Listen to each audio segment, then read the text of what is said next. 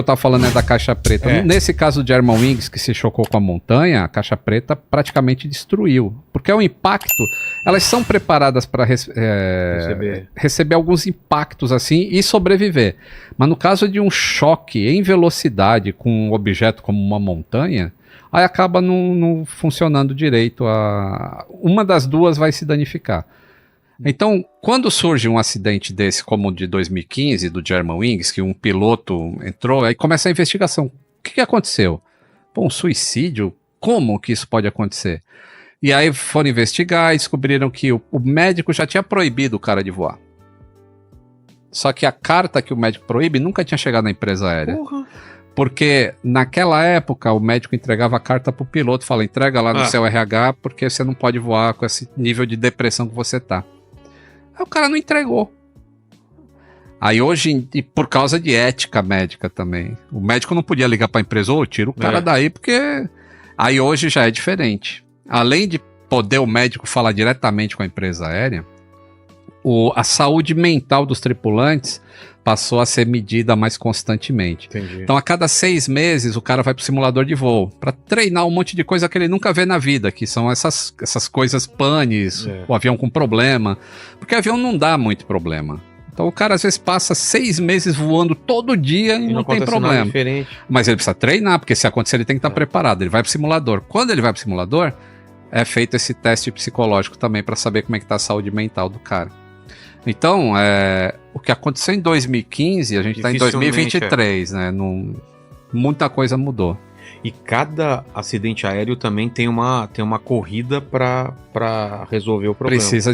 Por isso que o do Air France, eu falei, demorou 2 anos. Por quê? Por que você vai ficar 2 anos procurando negócio? Porque tinha que se saber exatamente cada elo de corrente que foi se juntando para aquele acidente acontecer.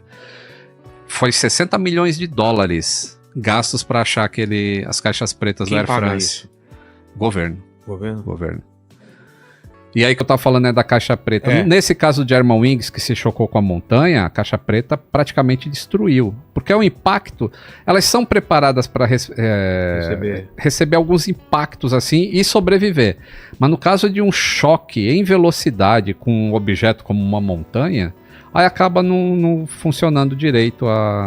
Uma das duas vai se danificar.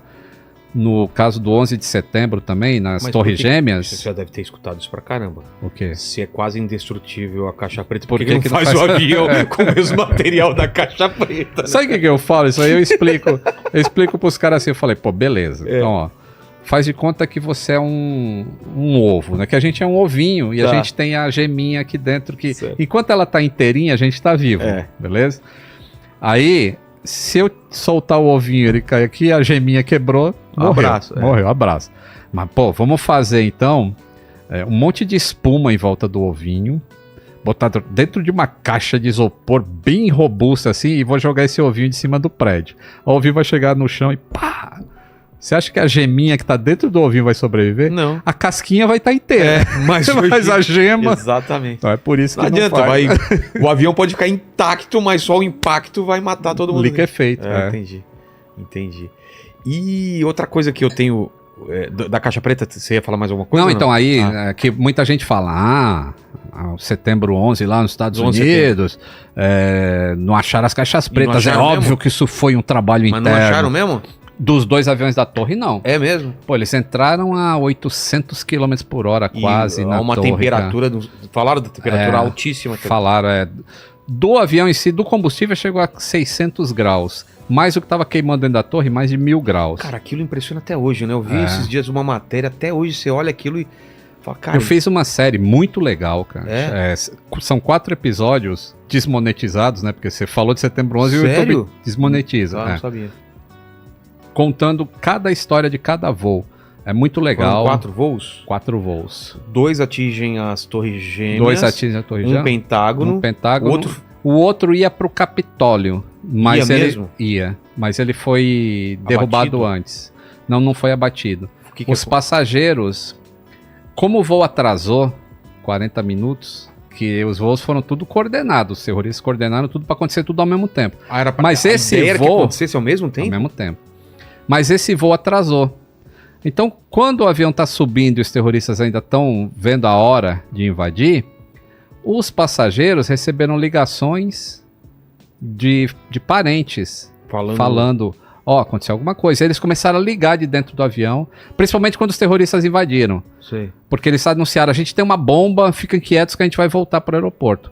E aí os passageiros começaram a ligar para os familiares, né? Tinha um telefone a bordo, que o cara passava o cartão de crédito e falava com quem ele quisesse. Com quem ele quisesse.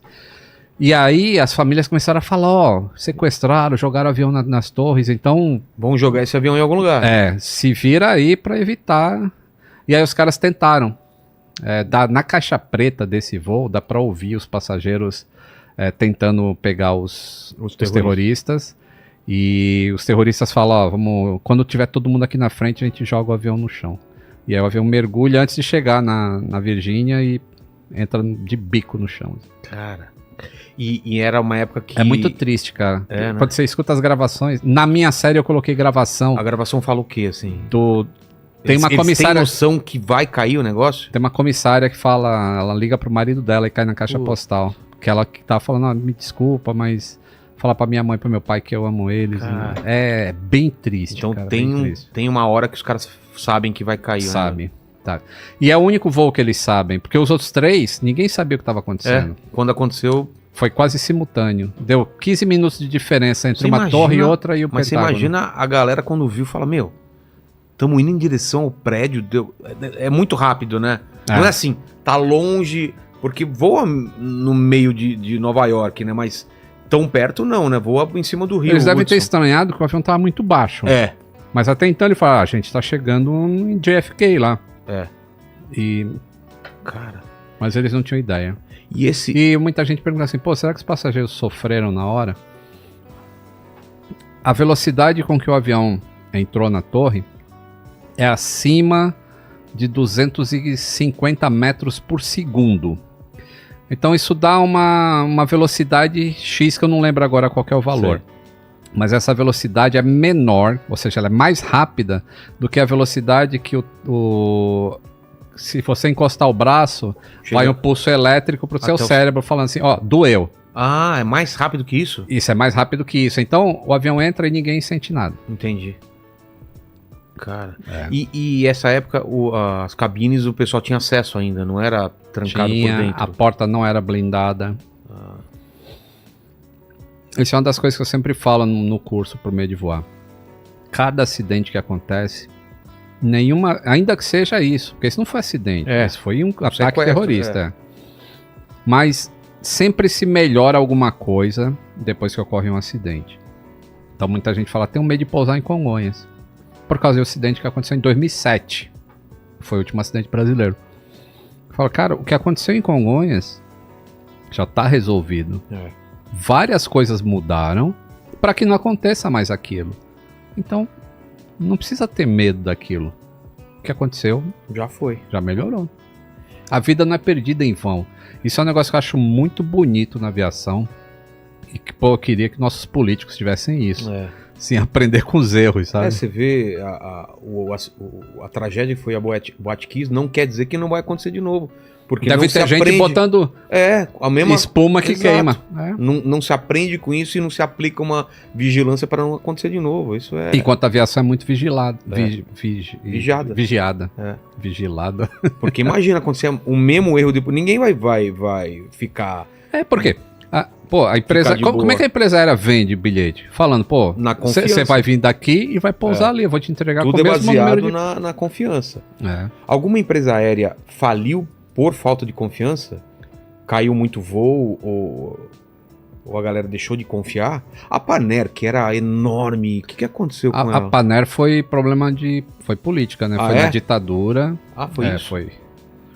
Foi fechada pelo governo militar e as linhas passaram para a Varig. Essa é uma história... Tem um livro muito legal que conta a história da Paner. Eu esqueci o nome dele agora. Desculpa o autor aí, mas eu li... Esqueci mesmo. Das americanas, assim, qual o maior que já acabou assim? Panam. Era a líder, a Panam, né? Chegou a ser líder? Era mundial, assim. Ah, é? A Panam era tão grande Não sei se tu lembra quanto é um cara mais experiente, velho, mais experiente. Lembra do filme 2001, Uma Odisseia no Espaço? Tem uma nave espacial que leva até lá, era da Panam. Era da Panam, então. Uma nave espacial Panam. Então os caras jamais imaginaram, o Stanley Kubrick, que a Panam pudesse falir. Mas quando desregulamentou a aviação nos Estados Unidos, ela também não aguentou. Mas não foi por causa de acidente, apesar dela ter sofrido alguns atos terroristas também. Teve um avião que explodiu em cima em Lockerbie, que acho que é na Irlanda, se não me engano, que foi um atentado terrorista. Cara. Explodiram o avião em voo. Com bomba. E aí muita coisa mudou depois disso. Mas sabe quem foi? Os terroristas, acho que foi da Líbia, se eu não me engano. Pô, conseguir entrar com explosivo, imagina, né? Naquela época, 80. Isso foi 85, acho. É totalmente diferente do que é hoje, né? E naquela época, para pegar explosivo orgânico, por exemplo, era difícil. Aqui você vai nos Estados Unidos, tem até aquele negócio que solta aquele ventinho, né, na roupa para ver se tem algum sinal. Pra jogar o pozinho. Hoje em dia é muito mais seguro viajar do que era. Você assiste aquele Narcos, né? A galera ia com droga no avião, em mala, tipo, era outro tempo, né? Não tinha essa vigilância toda. Esses dias tem um vídeo que eu já gravei, ele não foi pro ar ainda, que é de um assalto a um avião da TAM. Como assim? No aeroporto. Assaltaram em que momento? Então, o avião chegou, aí foi no aeroporto de São José dos Campos. E naquela época, alguns aeroportos não tinham nem detetor de metais. Os bandidos entraram com metralhadora e já sabia que dentro daquele avião tinha, na época, acho que 4 milhões de reais no porão. Sei. E aí anunciaram o assalto, roubaram um avião dentro do aeroporto. Entrou uma caminhonete do lado, os caras abriram a porta do porão, botou o dinheiro lá e... Nossa... Vou contar, dá spoiler aí, ó, do Inteligência Limitada. Spoiler pra vocês, não senta que lá vem história, que vem aí. É mesmo? Isso foi quando? Isso foi em 80 e pouco, 86, 87, por aí. Cara. Em São José dos Campos, cara. E, curiosamente, não foi a primeira vez que teve assalto de avião. Teve um outro assalto no avião da VASP, ainda que o avião já tinha decolado, obrigaram o piloto a pousar num aeroporto X de uma cidadezinha que só tinha um aeródromo, não era nem aeroporto. O cara pousou lá, já veio o caminhonete também, tudo armado pegaram tudo e... Cara, coisa a semelhança entre os dois casos, nunca foi encontrado dinheiro. Cara, tem essa ainda. Mas já sabem, esse acidente do Datam, mesmo eu conto isso lá, que uma parte foi financiado para criar o PCC. Ah, é? Que já era o início de crime organizado. Porra.